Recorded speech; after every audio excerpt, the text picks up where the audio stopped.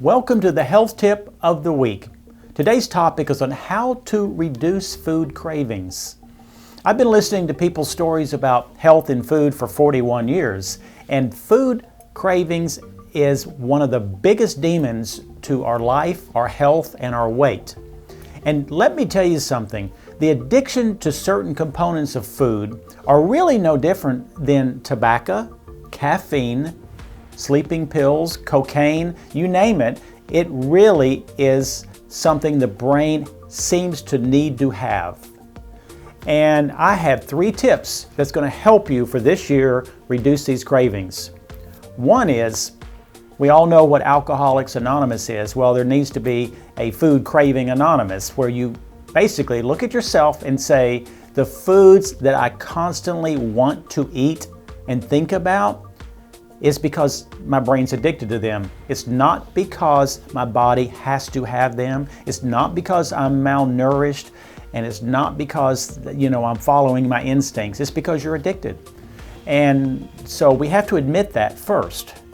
Secondly, is you have to know that there's going to be some difficult days. There'll be about 7 days of what I want to talk to you about, which is a detoxing and a reprogramming on these addictive foods. So step 2 is just go ahead and say to yourself, I know that the first week's going to be difficult, but after that, I promise you, you will have so much less cravings, unless you fall off the wagon, that you will be amazed. And then your weight, your health, your inflammation, everything will start falling into place.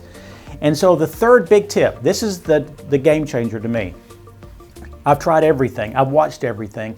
You need to, 5 or 6 days a week, you have to drink your breakfast instead of eating it.